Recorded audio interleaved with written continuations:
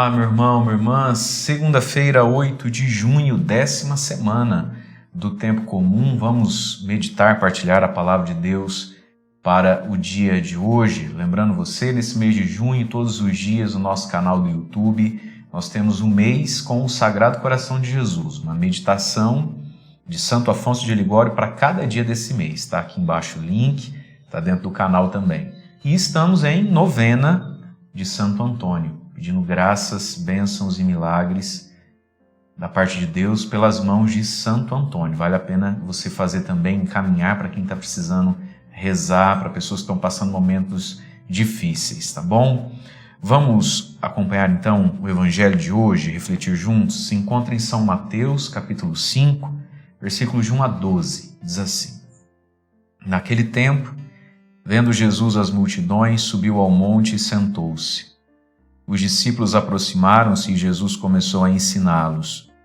Bem-aventurados os pobres em espírito, porque deles é o reino dos céus. Bem-aventurados os aflitos, porque serão consolados. Bem-aventurados os mansos, porque possuirão a terra. Bem-aventurados os que têm fome e sede de justiça, porque serão saciados.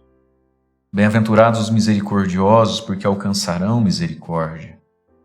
Bem-aventurados os puros de coração, porque verão a Deus.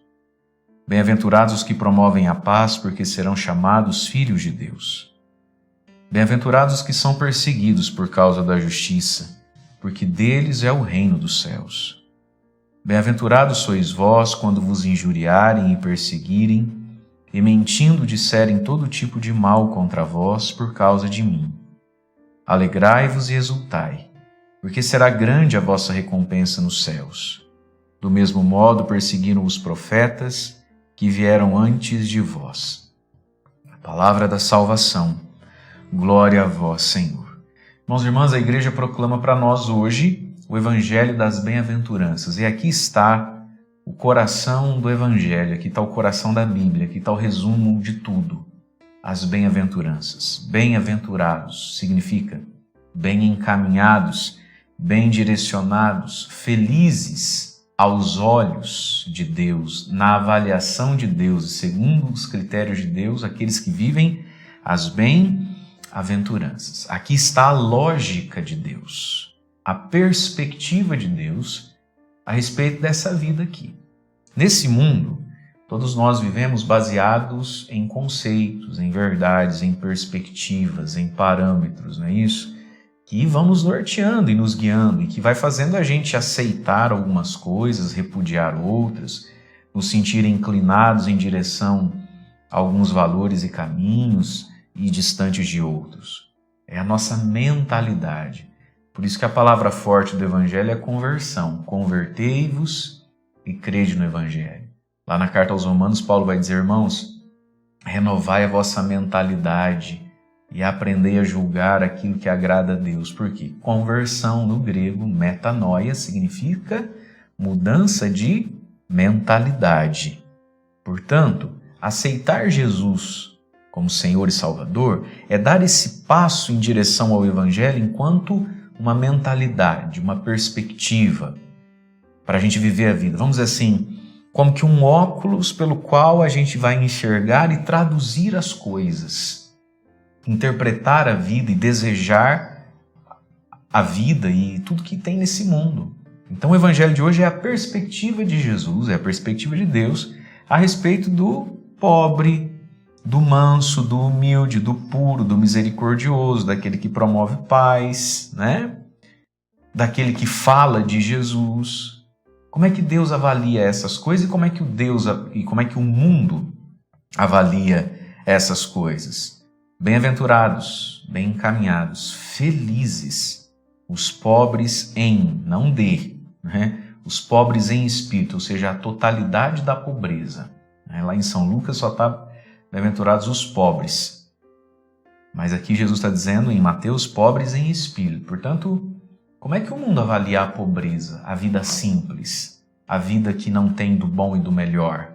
E pobres em espírito aqui significa essa profunda liberdade interior em relação a todos os bens materiais. Como é que o mundo avalia isso hoje? Mas como é que Deus avalia o pobre? É aqui que está. dependendo da perspectiva que eu tenho, da mente que eu tenho, se eu não passei por essa metanoia, por essa conversão de mentalidade, me sentir pobre ou me descobrir mais pobre do que outros, né? Pode ser a maior desgraça da minha vida. Como pode ser uma bênção, ser uma graça, uma vida simples. Percebe? É o olhar de Deus. Como é que o mundo avalia quem vive aflições? Como é que Deus olha para quem está passando aflições? Como é que o mundo olha para quem vive a mansidão? Como é que Deus avalia quem vive a mansidão? Percebe? Quais são as promessas que nós esperamos? Porque para cada bem-aventurança há uma promessa. Nós cremos nas promessas das bem-aventuranças? O mundo que não passou pela metanoia do Evangelho não crê nessas promessas. Aposta diferente. Como é que o mundo avalia e como é que Deus avalia então os misericordiosos? Para o mundo, quem é misericordioso vai alcançar o quê? Vai ganhar o quê? Para Deus. Alcança o quê e ganha o quê? Depois releia aí na sua Bíblia, Mateus 5, do 1 ao 12. Cada bem-aventurança dá uma promessa. Cremos nessas promessas? Cremos que será assim? Bem-aventurados os puros de coração, porque verão a Deus. Como é que o mundo trata e avalia as pessoas que são puras de coração? Sem segundas intenções aqui, é toda a dimensão afetiva, sexual de homem e mulher, mas é mais que isso também.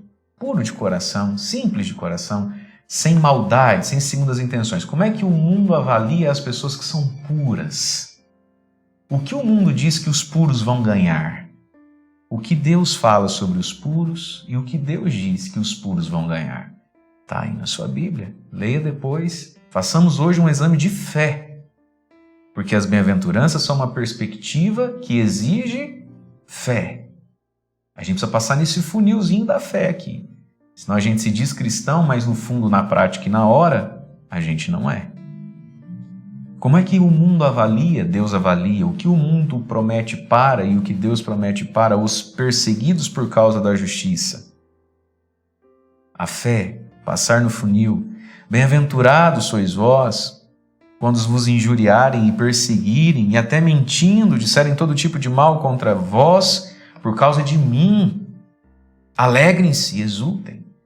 Como é que o mundo nos ensina a reagir à calúnia, à perseguição, à exclusão por causa de Jesus?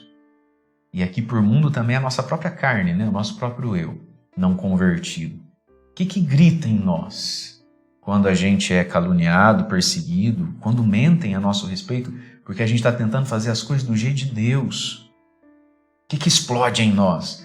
Mas o que Deus fala daquilo que a gente tanto reclama às vezes, né? Qual é a palavra que Deus dá para você que está sendo perseguido, caluniado, excluído, às vezes dentro da própria família, daqueles que sempre foram tão amigos lá no trabalho e agora... Enquanto a gente se lamenta, reclama e o mundo diz, tá vendo, não falei, por isso que não adianta.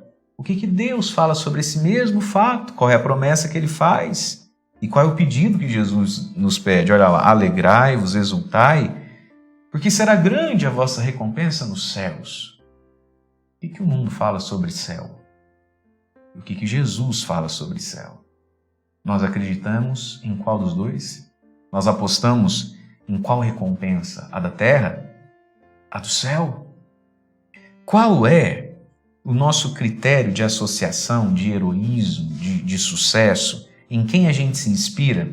Nós gostaríamos de ser igual a quem? Porque Jesus vai dizer no final do Evangelho, do mesmo modo, ou seja, com perseguição, calúnia e com recompensa no céu, não na terra, do mesmo modo perseguiram os profetas que vieram antes de vós.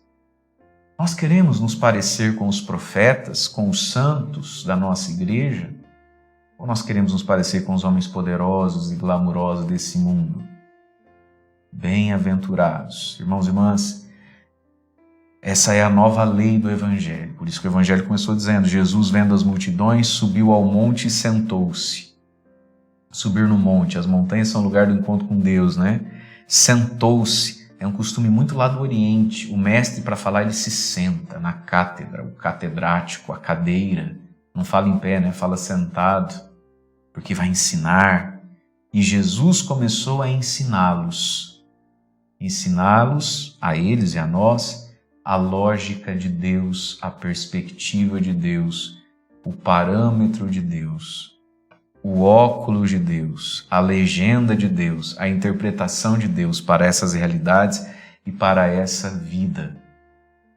Como é que estamos enxergando as coisas? Vamos hoje tirar o dia para refletirmos de verdade qual é e como é a nossa fé nas bem-aventuranças. Deus abençoe você. Em nome do Pai, do Filho e do Espírito Santo. Amém.